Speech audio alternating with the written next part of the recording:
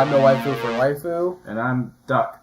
And welcome to the first episode of the Animajin's Hyperbolic Time Chamber. Yes, our fifth rebranding of the podcast? I think it's the fourth one. Fourth and hopefully final one. But yeah, we're trying to figure out for like a year and a half how to format a podcast, and I guess we finally figured out. Just do it freeform, sorta. With structure-ish, sorta. First we went from doing episodic reviews to a bunch of weird off-series that weren't very professional, then to two professional series. I wouldn't say too professional. We're not professional at all. Not professional, but too much work put into them. And now we're just to one pretty well-made podcast. Hopefully. Yeah, this is our weekly talk about whatever we feel is cool, relevant news, reviews, that kind of stuff. Instead of having 8 podcasts and no one really watches. We're trying to throw them all into one. One consensus one. So, I guess we should do a little bit of a aside, I guess. Let's introduce ourselves to our new viewers, hopefully. Please watch us, please. I'm the waifu for Waifu. I guess I look up the news and stuff, and I'm also a producer. He does music producing stuff. I am Duck. You can also call me Quack. I guess Quack. I'll go by Quack. It's probably more what I usually do. Yeah. And I'm more of the, I'm studying law, so I'm more on the legal side, and I do stupid theories that make no sense. Sorta. Also, both our names are Nick, so we usually go by Nick. Yeah, both our names are Nick, so that's why we're going by our internet persona, because it's oh hey Nick, which one is talking? You need to find out. And stay tuned next week for the big reveal. And both our last names start with the same letter. Yeah, so literally both our last names are very similar, and both start with the same letter. And it's very super confusing to do that on an air. So we're just let's just go by our internet personas. That's why we're there's many. We probably will say multiple throughout the fucking podcast. Probably. But just Quack, Duck, whatever hell. No waifu for Waifu, Claire Stanfield, whatever. Yeah, whatever. You'll get used to it. So you want to just get right into the news? Let's get right into the news. Okay, so this is kind of just all jumbled up, but it's just whenever I found something interesting, I would just kind of just put it down. So don't expect this to be going from animation to video games to whatever. It's going all over the place. We're we're treading the water with our newfound professionalism, where you see. Categories are initially sexist and racist and misogynistic, and we're trying to get away from categorizing things. We identify as video games, but other people may identify as music or as TV shows. So God fucking damn it. Okay, so first piece of news I found is Niantic, the developers behind the last year's hit Pokemon Go, are now making a new Harry Potter augmented reality game with Warner Brothers. Quote unquote hit, aka 1 month of active player base. Then after that, they all died. It had a couple months of of popularity. I think they're still doing a couple. I think they still have a couple million monthly downloads. I still play that shit. I mean, it kind of died. That is the biggest drop off of a game ever. No. Lawbreakers is the biggest drop off of game players ever. But this is close. I mean, Pokemon Go was a phenomenon. I mean, everybody was playing it. I remember the first couple of months it came out, I went to parks, I went to this dock, and there was at least 300-400 people in there playing with me. When we all knew each other, we started meeting people. I met a lot of people playing that game. It was pretty cool. Going around docks and shit, going around. Yeah, I'd go on I usually go on nightly walks or bike rides, and usually I don't talk to anyone, but every single night I'd be talking to at least 2 or 3 people about this game. It was pretty nice. We would, I remember a fond memory that I had is, I was walking around at night the night it came out, and I saw cars driving up and down the neighborhood because there was a Pokestop, and they would just come to him and be like, "Hey bro, dude, did you hear there's a shiny this going up there? Oh, did you hear rumors about this? Urban legend rumors about these things." Oh yeah, some car followed us that one night for 5 minutes and comes up and it's okay, so I've been following you, but have you guys seen this Pokemon? Yeah, they're just holy shit, where is it? It was cool. It was everybody's connected. My stepdad was playing it and my mom was not playing it but going along with it. I mean, it became mainstream enough to where literally everybody was playing with it. I mean, That being said, me personally, I'm not a big fan of Pokemon. I kind of grew out of the phase about after Pearl. So that dates me pretty much. That was basically my first and last Pokemon game, essentially. Except for Mystery Dungeon, because Mystery Dungeon's awesome, but... Mystery Dungeon is pretty great, After Pearl, I kind of dropped off of the series. I mean, I recently went to go see... I'll probably make an aside about it when we get to it, about the Pokemon movie that just came out. I saw that in theaters. I did not enjoy it, but I feel it's mostly because of the product of... I'm not 12, so... it's one of... I'll talk more about it when we get to that part, but yeah. As for them doing a Harry Potter game, cool, I guess. I mean... I don't see how they can do it, because here's my problem. Pokemon is the perfect game for an idea like this, because you're going around collecting all, 600-700 Pokemon now at this point? Yeah. There's plenty of things to do, and it sets itself up, bless you. Thank you. It sets it up for like where you can just walk around and be like, oh look, there's that Pokemon. Oh look, it's that Pokemon. What are you going to do in Harry Potter? Look, there's a rare Dobby. I got to go chase it in the street. I mean, I don't understand how it's going to work. It's like, there have been rumors it's going to be similar to their first game, Ingress, which was also an augmented reality game, but different from Pokemon Go. It's supposed to come out next year, so we'll probably hear about it soon since it's the end of this year. But what is it going to entail? Like, how are they going to do it? It doesn't make sense. I don't think it'll be as good or as successful as Pokemon Go. Oh, no, it's not nearly going to be. Honestly, if they wanted to make another smash hit, take another childhood beloved series and do it. Like Yu-Gi-Oh! Or Digimon, or Digimon wasn't really popular, sort of. Digimon was pretty popular. Well, Digimon was popular, but then it kind of gained popularity. It was kind of like one of those things like, oh, you watch Digimon, oh, I watch Pokemon, or oh, I watch Yu-Gi-Oh! It's kind of like those are the three that everybody's like, no, this one's better. Honestly, this is a more obscure series, but Zatch Bell. I never watched Zatch Bell, but I heard it's good. Oh, it's great. You know what this would also work with? What?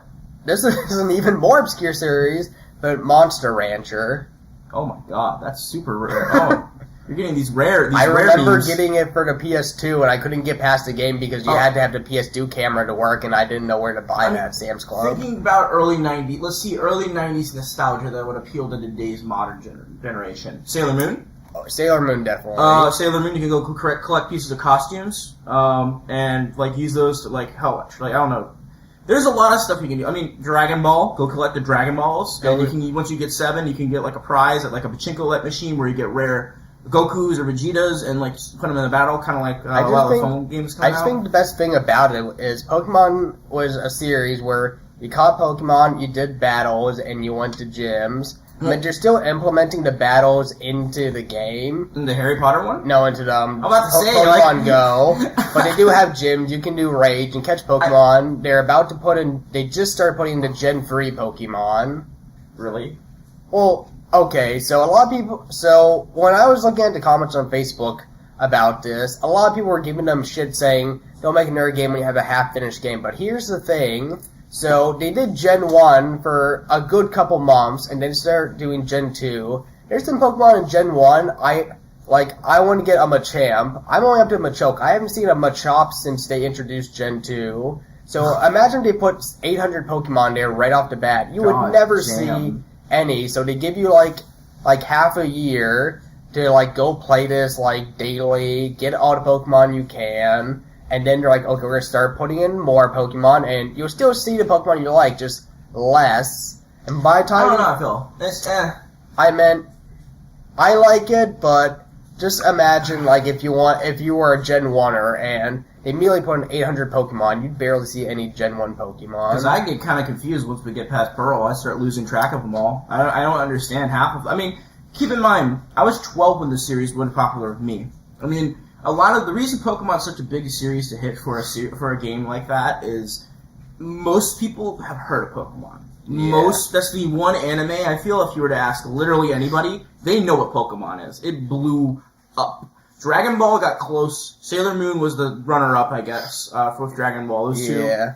And then that's about it, really. I mean, from the 90s. There's a couple here and there, but nothing as big as those three. Yeah, Dragon Ball Z, Sailor Moon, and Pokemon. And I would say Yu-Gi-Oh! Too. Yu-Gi-Oh! Was early 2000s, and that mainly is because 4Kids got the dub for it, and that dub is actually okay. Yeah, dub's pretty okay. I love Joey's voice. Oh, Gigi.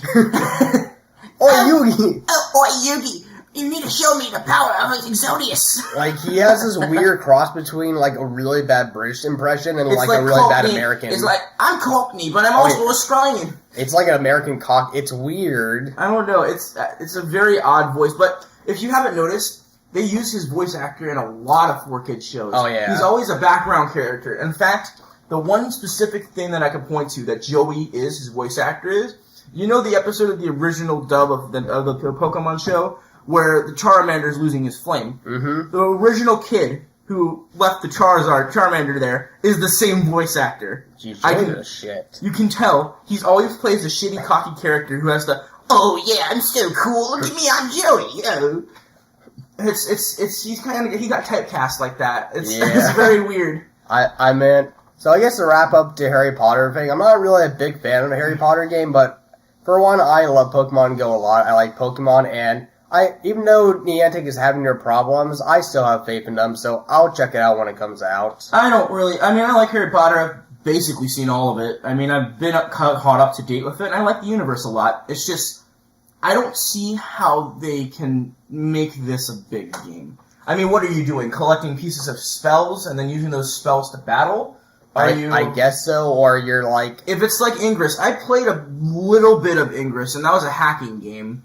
If it's going back to Ingress, I don't have a fucking clue what they're gonna do. Is it Gringotts Bank? Are you like... I don't know. Selling stocks? And I don't know what they're gonna do. I'm guessing it's gonna be something about, like, you're collecting points and...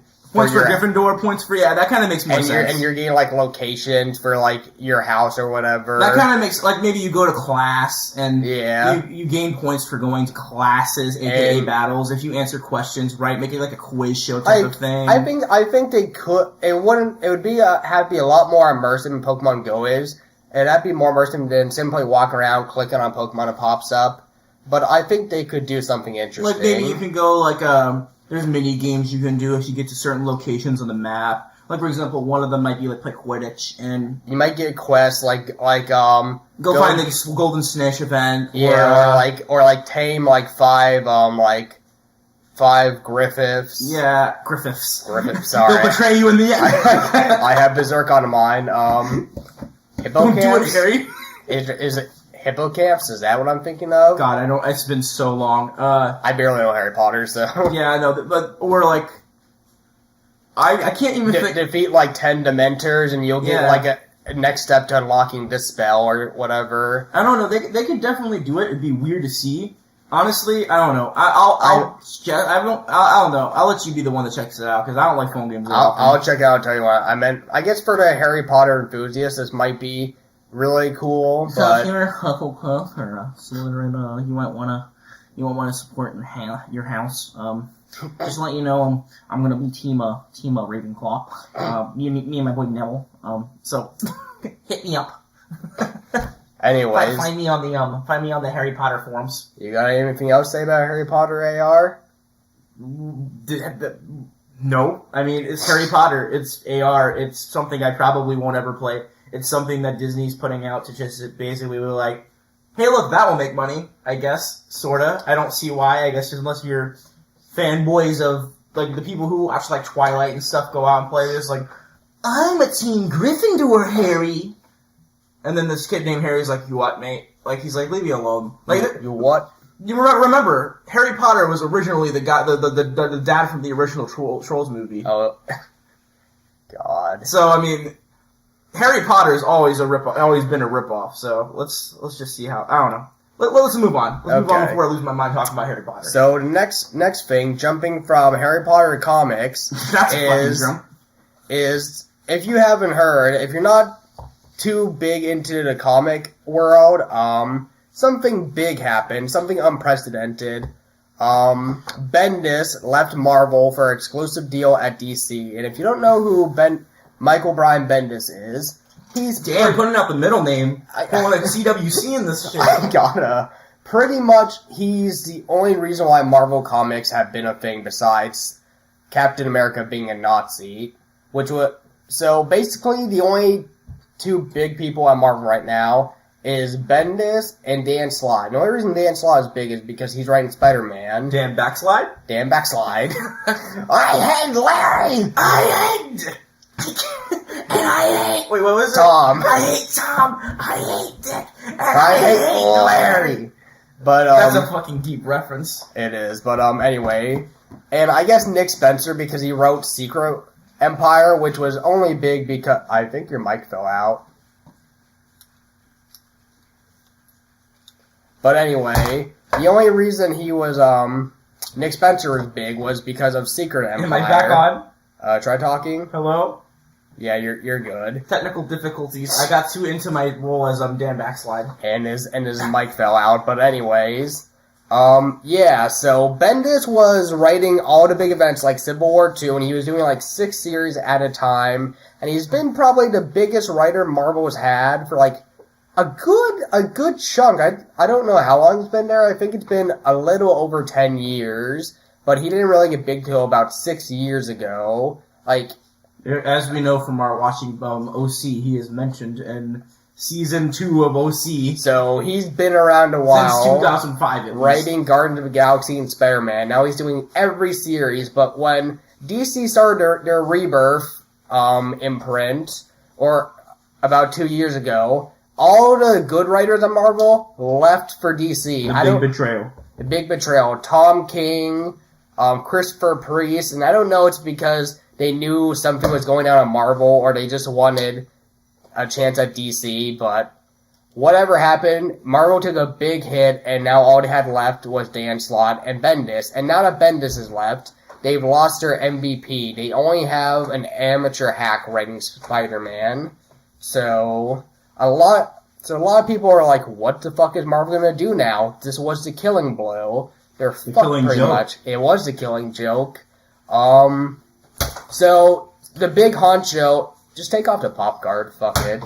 It keeps on sliding. I'm Dan backsliding out of the fucking picture. But anyway, the big head honcho at DC Comics is Jeff Johns. He wrote very legendary runs of Green Lantern, most notably the Blackest Night and Sinestro Corp War events. I don't know a thing of what you're talking about. They were very big pre-52 things that helped lead into New 52. I have most people probably don't even know what DC is, so... This probably doesn't matter for anybody, but this was big for me since I'm very into comics. He also helped write Flashpoint. He's helped write the Rebirth special. He's helped writing the sequel to Watchmen, Doomsday Clock, which comes out in 2 weeks, and he's had a hand in every single DC Extended Universe movie. So he's pretty fucking big when it comes to comics.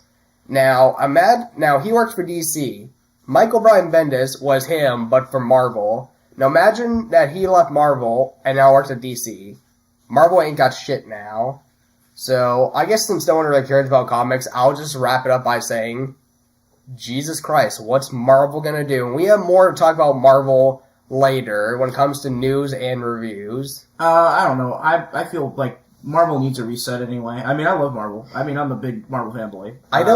I say I hate Marvel, but really I'm just disappointed. I mean, their comics are garbage. I mean, everybody knows their comics are garbage right now. They used to be good up until Civil War. After Civil War, the only exception being, I guess, Miles. Miles is the only okay addition to the new like the new lineup. I'm okay with Thorina, as I call her, because she's essentially just Themo 4. And they've had some good runs, like the Moon Knight run I heard is still doing pretty good. And Tom King wrote a legendary limited series for Vision before he left to go do Batman at DC. Yeah, I know. I mean, they do good stuff still. It's just they're bad. When they made Captain America a Nazi and then Punisher a Nazi. They split his personality. It was weird. We'll probably end up doing a separate podcast where we reviewed Marvel from like 2006 onward to show the downfall. Because their comics are pretty awful now, and I kind of want to see for myself how bad they are, because I just hear they're bad. I mean, that being said, I mean, I love their old stuff. I mean, I still love the 66 series, or whatever year it is in the 60s for Spider-Man. The news and hype about saying how bad they are make them seem a lot worse than they actually are, but there are some very legitimately bad ones, like Squirrel Girl. Squirrel Girl. Squirrel Girl is atrocious. Any of the spiders that aren't Spider-Man Because Spider-Gwen is awful. Any of the other crap, I hate all that crap, all that extended. Once they started doing that whole Spider-Verse crap, I was like, this is stupid. And then Deadpool got really big, so now there's Gwenpool, and there's like Howard Duck X Deadpool, and... I like Howard the Duck, but I don't feel like he should be a character that really interacts with Deadpool. That's just going to ruin it. But whatever, let's move on from comics. Let's move on. So, now jumping from comics to anime, legendary director Shinichiro Watanabe, Senshiro, and Studio Bones are teaming up again for another music-themed anime. And if you don't know who Watanabe is... He's the guy who created Cowboy Bebop. So Samurai basically I Champloo. called it the Loyal Three, the Noble Three. They're Samurai Champloo, Cowboy Bebop, and Space Dandy. And he also created a lesser-known show, but still very good, Kids on the Slope. He's a very good director.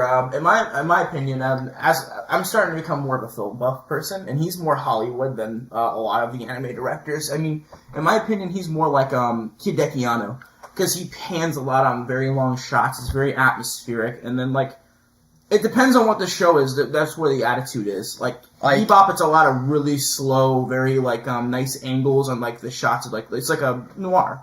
And then Champloo is all super in-your-face hip-hop, super crazy, but it still keeps its, like, traditional, like, nice, calm, floating, like, feel to it. And Dandy's just like, all over the abstract place. craziness, but still has those Watanabe, like, slow moments or very deep moments where, like, you can tell it's Watanabe if you watch him enough. It's just, he has a very distinctive style that I love. He's my favorite director right now. But the most distinctive thing about him is his soundtracks. Yes, if you don't know him, he usually works with, what's her name? Yoko Kanno. Yoko Kanno, yeah, she's she's known extensively from like most of her stuff's in that music, but especially pretty much Cowboy Bebop. With of course, did she work at all on Champloo? I feel it was mostly Nujabes, wasn't it? Mostly Nujabes, but I think she had a few things on there. And she might have done a couple. I don't think she did anything with I don't think she did anything with Dandy. Well, Dandy was mostly electronic music, or like I don't know, like disco and a lot of old like it's like nostalgia 70s. I don't know. Whatever. Regardless, he's coming back for another show. It's about music. And if you haven't seen what we were talking about before, Kids on the Slope, it's a very, very, very good show about like this group of jazz musicians in the 60s. These kids that just want to learn how to play jazz, or they know how to play piano or like drums, and they want to like get together and make a band. Kind of parrots my life. Like, I kind of make that's a personal like connection to this like anime because I moved I moved to the state. We're in Florida. I guess this is pretty general. We can say where we are. Yeah. I moved from Virginia to Florida, and from moving, I realized like I lost a lot of connections and personal things. And then this show has an archetype of a friend, a nerdy kid who plays piano. I play piano. Who meets like this really tough kid who is like really popular, and I was always a really nerdy kid. And it just kind of feels like parrots my life a little bit, like a cut at the end of like high school, that kind of thing, like the whole moving thing right before like a girl, like that kind of thing. It's like it's very close to my life, like how like my life before high school was when I moved here. So I don't know, I found it very interesting, and I really liked and latched onto that show. But it's all about really old school like jazz and 60s jazz. They use some of my favorite things from Mary Poppins a lot. Yeah. You make really good jazz renditions. It sounds really boring, but it's actually a very good slice of life. Very realistic. The most realistic show I've seen in a while. But him doing music again, a music-based show, I'm very excited because he's very passionate about having like a very good soundtrack with like what he does. Oh, which side is it right now? This one.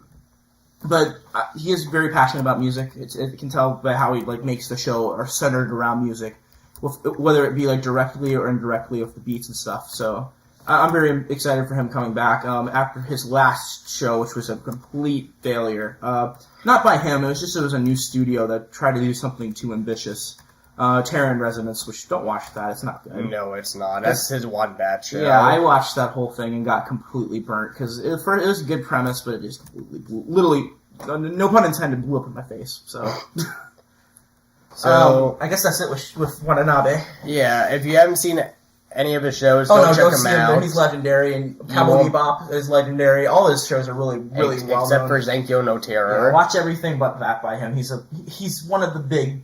I would say one of the big three directors I'd recommend to everybody who hasn't seen anything. Now, while we're still kind of on the theme of music, so there have been some rumors and hints that Kanye West is trying to start his own streaming service. Why? I don't know. I mean, Jay-Z started it. Him and Jay-Z were like the two kings of rap. But what's he gonna do? Is he literally just gonna put all his albums on there? Probably that. It's probably just gonna do the same thing as Jay-Z, probably. I mean, I'm probably not gonna switch over. I got Spotify. There's no reason to. Well, as Kanye himself said, no one man should have all that power. No one man should have all that power. He should stay away from trying to do too many ambitious things, because it's gonna end up biting him in the ass. I mean, fashion. He's already not really that well liked of a person in Hollywood at all, or just a celebrity. People don't really like him. They think he's a dick. A lot of people think he's a dick. I kind of think he's a little bit of a dick, but I think that mostly his whole entire attitude thing is probably a performance piece. I don't think it's a performance piece, dude. He's just a dick. I mean, he's one of those people who let Hollywood get to him. Oh, my mic fell out again. Jeez, but difficulty. Yeah, he might be starting his own streaming service. I think it's only really mere rumors at the time. I think he might have. I think it started because he was trying to get a patent or a trademark for something that sounded like it could be a streaming service. Oh God! Or it just could be a new pair of some Yeezys. New Yeezys. It's called like Yeezy Boosts or something. Yeezy Boosts? Yeah. Does it have fucking rocket engines on the front? Is it like a Jimmy Neutron invention? Brain blast? Oh. But that's really all I have to say on that. It's just an interesting rumor, and there's not much music news this week. There never really is. I don't really follow music as well as you do. Yeah, so on to next piece. So lately, Disney has been trying to acquire 21st Century Fox, which for the most part would mean they would get the rights back to the Fantastic Four and the X-Men series, which have been among many other movies and the brands, and they get a lot out of this deal. And they're already pretty big. I've heard a number that they would be in control of 30% of the entertainment marketplace. I think so, and their Eldritch god is only growing stronger every day. I don't know. I don't really agree with this deal. I don't feel like it should happen. I feel like they should have talks with 21st to allow the X-Men and just lift the ban on the word mutant, just to make it I want Johnny Storm and Spider-Man to be in a movie together. I want to have mutants be named instead of having to go use different names and terminologies to get away from it. I mean, you're talking about one of the most important lines of the Marvel universe, and you can't use it. And they kind of they kind of have to for some of the big stories. Like Civil War was really heavily involved some of the X-Men and a lot of other people that they can't have used because they don't have rights to. It just sucks because now Hugh's out of the fucking picture for Wolverine. So what's the point now? We're not going to have any iconic X-Men. And Robert Downey Jr. is leaving Iron Man soon. He's not going to leave. They're going to keep on raising his salary until he literally just stays. Well, it's one thing I'm kind of worried about them getting Fox for. I'm not 100% sure of this, but I think I am right. The Alien franchise is a part of Fox. Alien franchise is dead, dude. It's dead.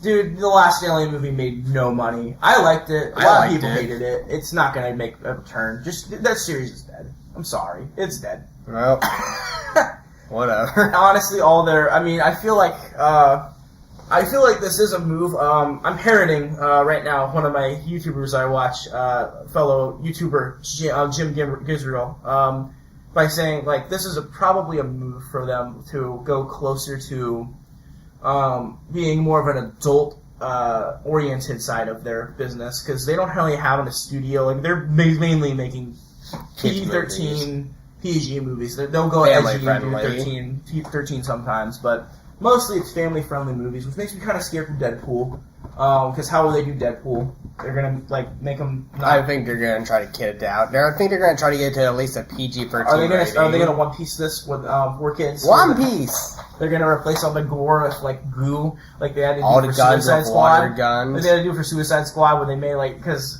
apparently they were supposed to originally, when like they were killing all the things, they were supposed to have blood, and it was just goo because they couldn't do it. I mean, I don't really mind the goo for suicide. That's a whole nother story. I can talk about my fucking shilling for the DC Extended Universe some other day. And you defend it way too much. I will defend it next week when Justice League comes out. Oh god. Stay tuned. But anyways. Yeah, that move is not really smart. I mean, I feel like it's breaking some antitrust laws. It's just me. Personally, I feel like they shouldn't be allowed to do it. I mean, if you own 30% of the marketplace, I mean, how are new people going to come in? I mean, we already have this shit going down in Hollywood where a lot of studios and studio heads are getting ousted, which is awful. It sucks. Like, the Weinstein Company's gone, essentially, at this point. They're probably gone. Rat Pack isn't going to be working with Warner Brothers anymore. A lot of people aren't working with a lot of, like, it's a complete shitstorm in Hollywood right now. It's awful. I mean, I'm glad these people are getting ousted, but it's honestly kind of depressing, and I have not been checking Twitter or Facebook as much as I usually do. I find it's depressing, but, I mean, it needs to get out there, but it's depressing, and it sucks because a lot of things are going to take hits from it. Oh, a lot of things, a lot of people. I mean, like, look at Kevin Spacey. He's done. I mean, he deserves to be done because he did some awful things, but... Honestly, a lot of these people getting ousted aren't favorites among mine. Yeah, I know. There's nobody there I really kind of... I mean, Kevin Spacey's a good actor. I mean, there's nothing that can say he isn't a good actor. I've seen him in a couple movies. He's very good. I mean, he was a show head for House of Cards for, like, what, 4 years? Yeah. But he's a bad person, and I agree he should be ousted, and it's just a crazy thing going on in Hollywood. So literally the least of my worry right now is what's going to be affected. Right now it's more like this murder kind of, to me, seems like a bad idea in general. So you want to move on to the next thing? Oh, what's that? All I have to say about this left is, if they get Fox, their Eldritch horror god, Mickey, will have more influence over our world. He will slowly cross into our dimension and bring madness and chaos for decades and decades and eons. Oh, boy! Anyway, the next one is the upcoming Rockstar game, Red Dead Redemption 2, has been reported to have microtransactions, which, why? What are you going to have to buy for a game set in the Wild West? Here's my thing.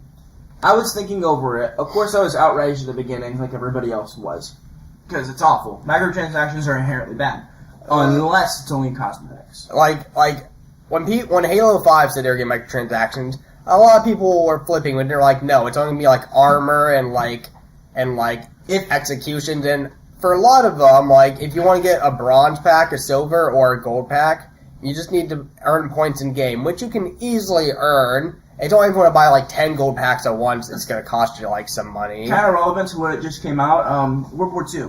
COD. Yeah. They do all cosmetic drops. Nothing really is that big. I mean, you get experience bonus and stuff, but... You might get a special skin for a gun. Or like a new outfit. But if they do really that for Red Dead, I'm cool with it. I don't have a problem. I mean, it's like, just don't make it like, oh, you want a good attachment? Well, you have to get in a drop. As long as it's not pay to win, I don't really care about cosmetics or microtransactions. Yeah, everybody gets outraged, but I mean, they have, like, the studios, I hate the idea of microtransactions. I feel like they should just be upfront about, like, hey, look, the game is going to cost this much. You don't have to buy anything else to get anything. But if it's really just, hey, if you want to pay us an extra, like, $5 to Fast Pass it to get all the extra stuff that you'd have to work for because you don't have time, go ahead. But, or, hey, look, this cool skin. You want to pay extra money for it? Okay, cool. There you go. That's no big deal. But as long as this gameplay isn't affected, that's all that matters. So that's all I really have to say about it. Moving on. So while we're still on the topic of video games, the company EA has acquired Respawn Entertainment. Now, if you don't know who Respawn Entertainment is, they made the games Titanfall 1 and 2, and EA was helping publish their games. Now they have fully acquired them for $440 million, and currently they're working on a VR game, a Star Wars game, and a new Titanfall title. They didn't say Titanfall 3, they said Titanfall title. It's probably Titanfall 3. But they said they paid so much money for them to make sure that the next Star Wars game actually gets made. I didn't know there was a Star Wars game in development. Yeah, they're working on apparently the next big Star Wars game after Battlefront 2, and they want to make sure that this one actually gets made, unlike the previous 2 or 3 that got canceled. If it's Respawn, what could it be? It could be anything, but most likely a first-person game. Probably. I'm kind of hoping that they might try to make a bounty hunter game. I mean, I know it got canceled, but Titanfall 1 and 2 are very good shooters that are very parkour related, and a bounty hunter game in the Star Wars universe would work very well with their style. That would work. Yeah, I can see it. Or, what if it's, like a game, it's like a battle arena thing. Think of episode 2, where there's like a giant coliseum and there's a whole bunch of people fighting each other for like an entertainment kind of thing. But you pick your class. You could be a Jedi. You could be a like you do in like normal, but like in Battlefront. Yeah, but it's like there's parkour elements. You do this and that. There's like make it like stuff you could feasibly do in the Star Wars universe. I guess that'd be okay, but. I don't know. I don't like the idea of EA owning them. EA's too invasive. I don't like any of their titles because they really kind of are too invasive of a game. Yeah. Then Ubisoft's getting there, where I like Ubisoft because I like a couple of their games, but join our EA Access or our Ubisoft Club, and every single time I get an achievement, it says, "You want this special skin? Buy it in our store." Ooh, if they're playing it, so like I don't want it. It just seems really shady and like I'm not cool with it. Whatever. EA's EA. They'll never change. I just hope they don't have too much impact on the Titanfall series. And also, for PC people, you have to play it on fucking EA Origins, so... Ooh. Good luck. Now, let's move on to the next piece. So, Last Jedi director, Rian Johnson, will create a new Star Wars trilogy separate from the Skywalker saga, and he will write and direct the first movie of the trilogy. Who will? Rian Johnson. He's the director of the upcoming Star Wars movie next month. Oh, so the guy who's doing Last Jedi. Yeah, he says it's going to take place in a part of the universe that hasn't been explored yet. I'm cool with that. I honestly, my problem with episode 7 through 9 is I thought that the Skywalker saga should have ended at episode 6. I do too. I meant episode 7 wasn't bad. It's just I don't really care for what's going on. Well, it feels like it's parroting. I mean, episode 7 was very heavily inspired by episode 4. It's not inspired, it's parroting. It's parroting. That's what they're doing, it's nostalgia. And Kylo Ren isn't the best villain. He's probably the weakest out of all of the Star Wars movie villains. Yeah, I kind of just... But Dad! But Mom! He's just an angsty teenager. Who kills his dad? And not... Spoilers for the movie that came out 2 years ago. Oh yeah, and not angsty in a way where he's going to grow up to be a cool villain like Darth Vader. I will say the best thing about Kylo Ren is that one parody they did for SNL. Oh, the undercover boss? Yes, that was the only good thing. That was amazing. I was talking to my girlfriend the other day. I said that's the only thing I actually like about him was that sketch. It is. It's great. That sketch is amazing. That's one of my favorite sketches they've ever done. But that's it. Yeah. Kylo Ren, I don't know. He needs to have more... I like how he has empathy, I guess. Like, he doesn't want to do this. He's just kind of doing it, like... Thinking about, like, a kid who just wants to do something for attention. And he's like, oh, I'm so cool. I'm so bad. Oh, wait, no, I'm not really. I'm not this person, but I'm going to pretend to be because he's a Darth Vader. Darth Vader did that. Yeah. He's just Darth Vader 2.0. Now, except for he's, like, angsty and more teeny. Now, this is kind of a long shot because I just really want this, but, since this is going to be separate from the Skywalker saga, I'm kind of hoping that, if you're going to do new characters, maybe they can bring in Ahsoka? Maybe? I just want, Anakin's, trainee in the Clone Wars series. Oh, yeah, that bitch. And then she quit being a Jedi. She quit the Jedi Order in the, expanded universe, and then she got the white lightsaber. Which now the expanded universe isn't fucking canon anymore, so there goes all my cool Ahsoka shit. But anyway, maybe she'll have a chance to come in.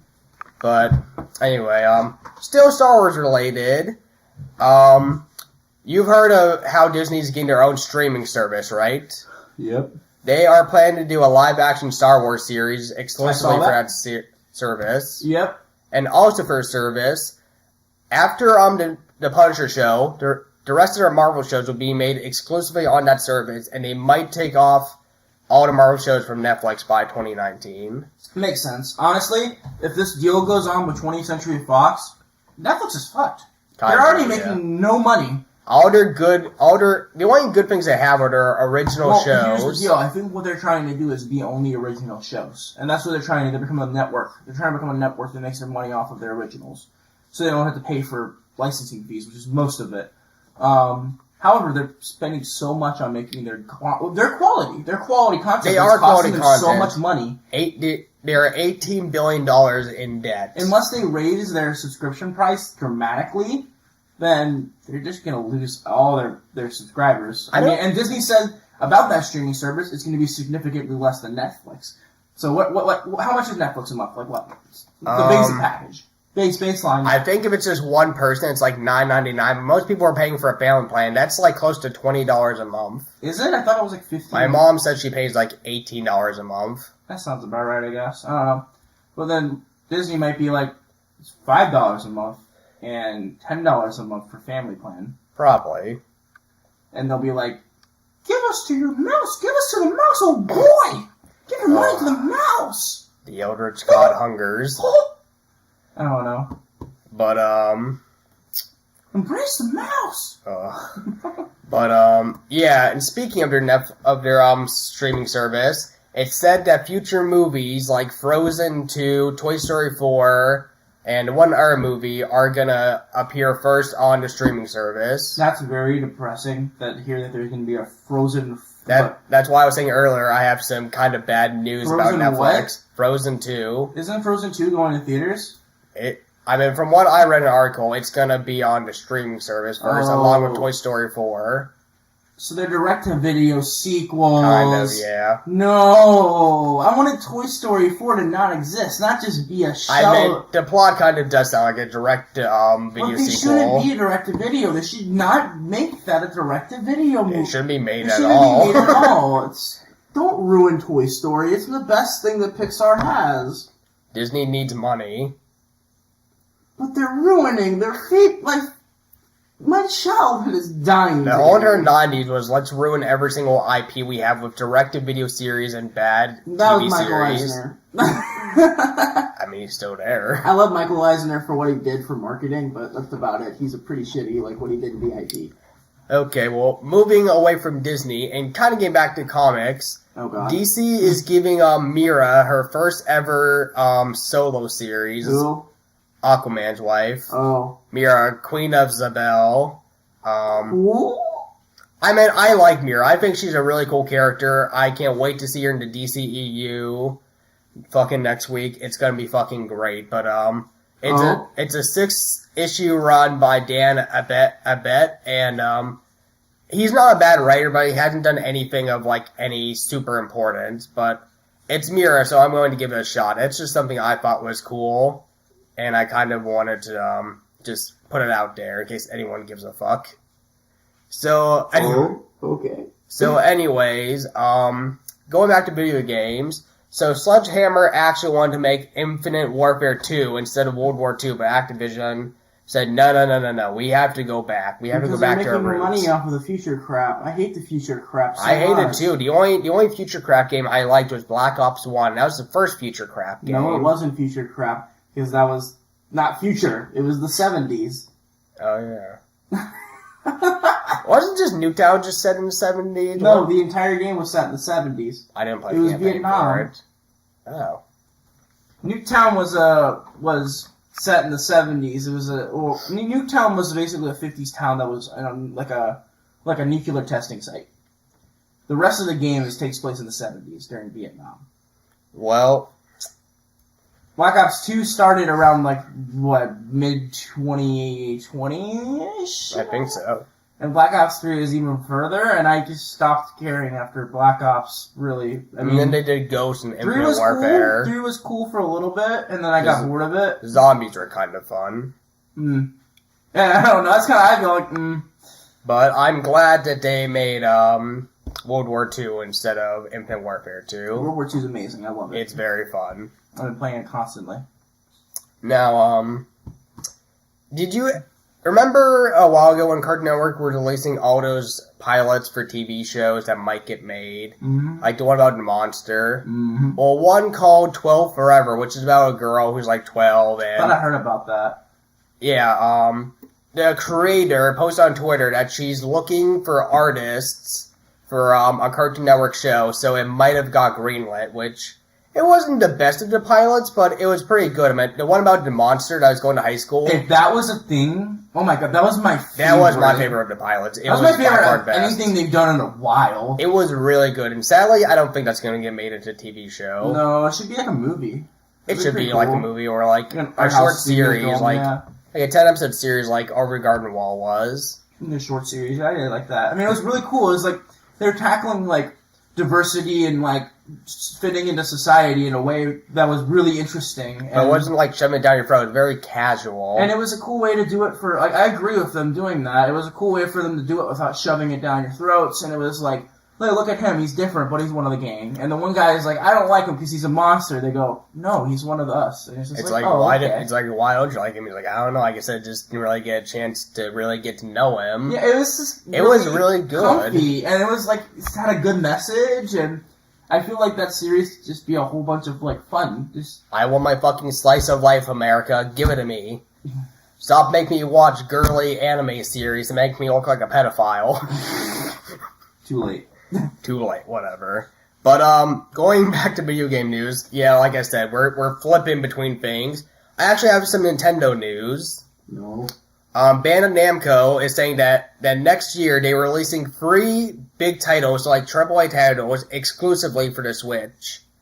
Oh, okay. And along with that, Capcom is releasing Ace Attorney games, among other big titles, exclusively for Switch too. They're releasing an Ace Attorney game for a mainline console? Mm-hmm. Interesting. So, I guess next year, Switch is going really hard with those AAA exclusives. Well, they need that, because right now they have, like, none. They just have, like, Breath of the Wild, Splatoon 2, and Mario. Which, those are good. I mean, Splatoon 2 is arguable, but the other 2 are pretty good. Odyssey's my game of the year so far. I've played a lot of it.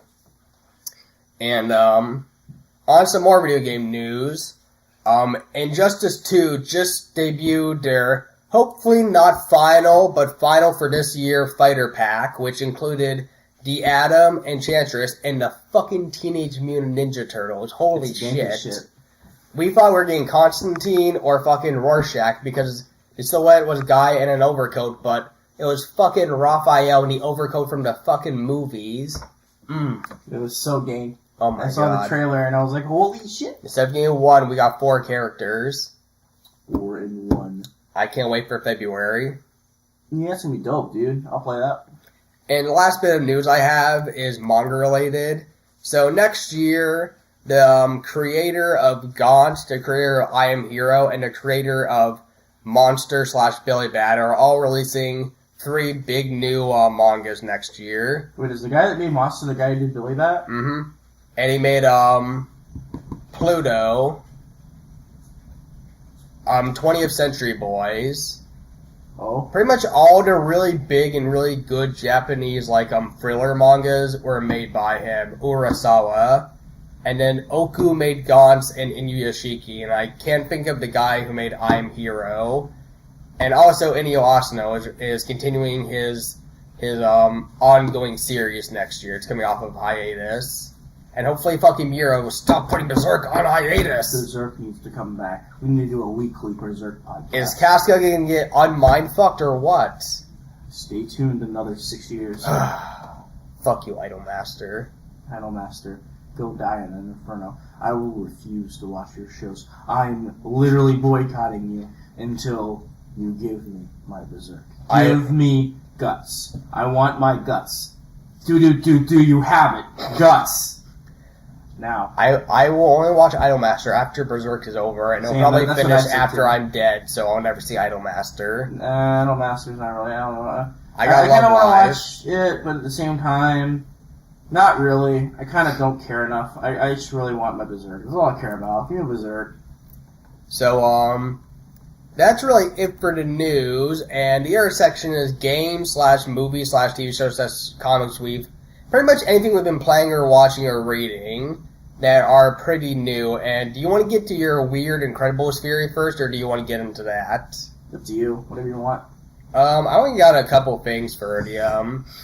for what we've been playing / reading, it's only like 3 things. So I guess we can do that, and then we can get into your long, incredible series, because I know that's going to go on forever. Stuff I've been playing too, so. Okay, well, the first thing I have is the new South Park Phone Destroyer app, which I know you're not a big phone game fan, but it's pretty fun. So it's kind of like the Osamatsu game where you keep spawning in people to defend your guy, but you go defeat the enemy. I mean, it's a kind of generic phone game, but it's South Park, so of course I'm gonna like it. Oh, it's called Phone Destroyer? Yeah, Phone Destroyer. Oh, it's the thing that Wendy was doing in the game. Oh, yeah. That's great. Also, whatchamacallit, a nice thing is, whenever Cartman wants to talk to you, like, you know how when someone wants to FaceTime you, it'll say, like, Cartman's calling you, do you want to answer accept? Yeah. Well, if you hit accept, it's just his face on the screen is, like, FaceTiming you. That's pretty funny. It's pretty great, but, it's a pretty generic phone game. It's like the Osamatsu game, and if you haven't played that, go also play it, because it's Osamatsu. It's the best comedy series I've ever created. But, I don't really have much to say about the South Park game, besides it's just fun, and, on to the other game I have down is Call of Duty World War II. I've been playing that a lot, way too much. I'm like ranked 30, even though it's not good at all for most people. I think I'm like 28 still. What? Get on my level. But it's pretty great. I mean, I haven't really been a big fan of Call of Duty since Black Ops 1, so... I haven't been a Call of Duty fan since Black Ops either. I mean, I dabbled in 3 a little bit. I played a bit of 3, and my friend I was game sharing with had Ghost, and it wasn't very good. I played like 10 minutes of it. Was the best dog AI on the planet.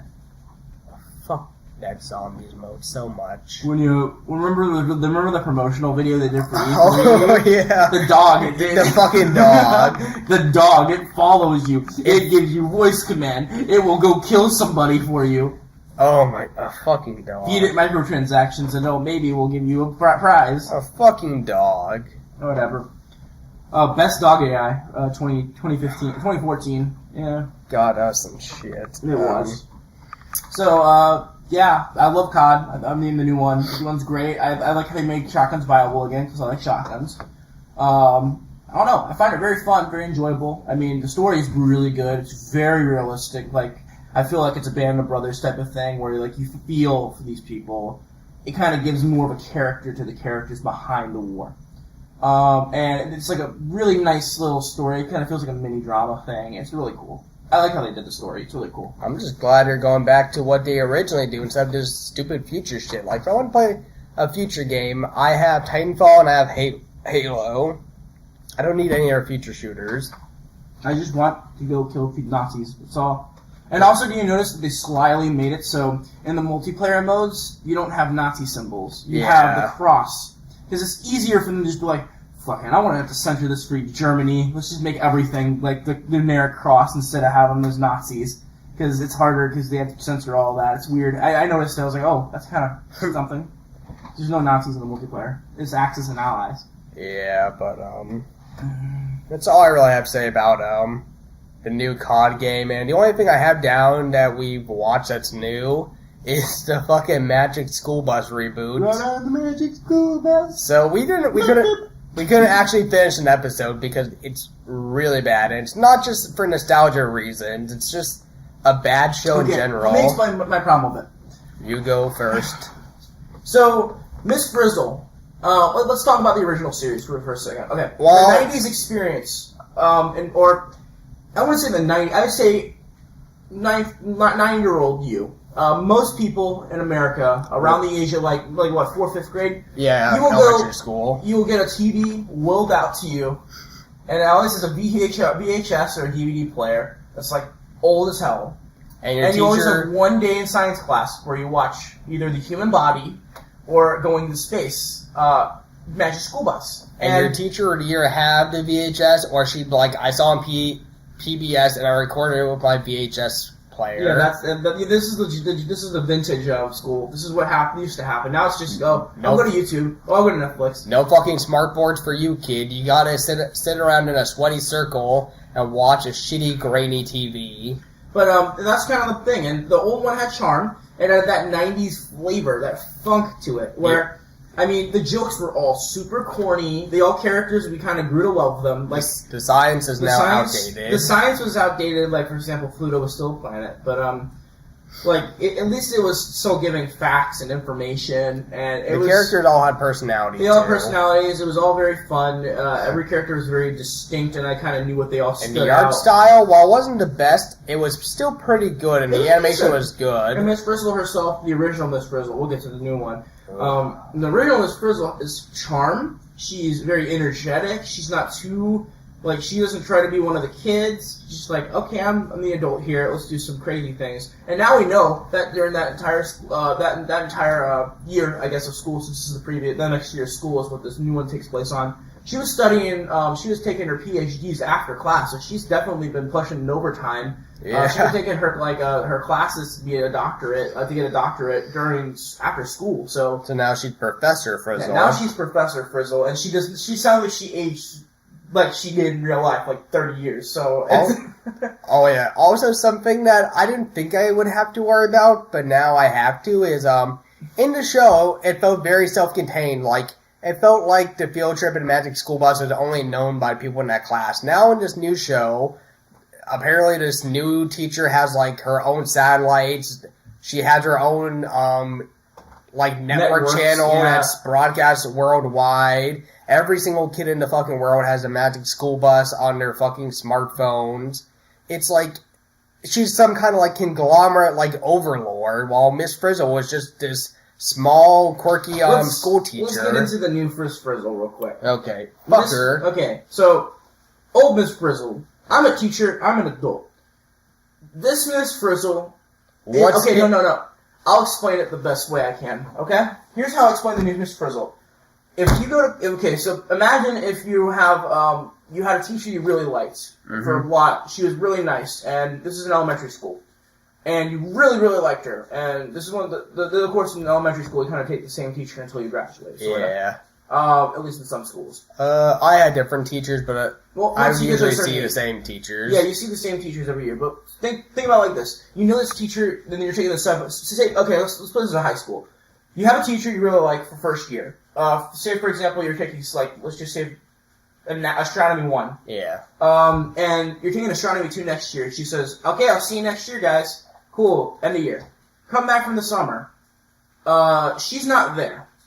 Instead, you've got this teacher who obviously just graduated from college. She obviously thinks she wants, the best way to approach it is to be hip and one of the kids and super quirky. She tries to make everything fun instead of entertaining, educational, and she tries way too hard to be one of the group. And it just goes off-putting and kind of like, you feel like you shouldn't be there. You feel like she shouldn't be there. She's not one of the people that, I don't know why these kids just latched right onto her. I mean, the only one who didn't was Arnold, which I have a problem with fucking him in the show. For example, hold on, before we get to the... Okay, go. Are you still talking about the teacher, or can I give my analogy of her? Analogy of her. Okay, so old Miss Frizzle was like, here's this cool science experiment you could do from home that shows you like how to make a volcano. It's not just a generic one you see at science fairs. New Miss Frizzle, she comes into class, she turns her hat backwards, turns the chair backwards, sits on it, she says,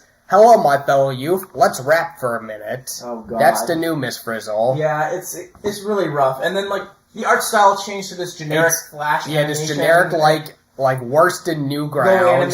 Go animate Flash, 2004. Looks awful. It looks terrible. Miss Frizzle's in it, but she sounds like she's dying. Yeah, she sounds like she has, tuberculosis or something. It's just a little rough. And the dialogue is very stiff. It doesn't sound like humans talking to each other. It sounds like people repeating lines they saw in a bad, B movie. Yeah, it does. It's very rough. I mean, think about it like this. We grew up with this lady for a good portion of our time. It's like if they were to remake, what was that robot and the kid? Tim and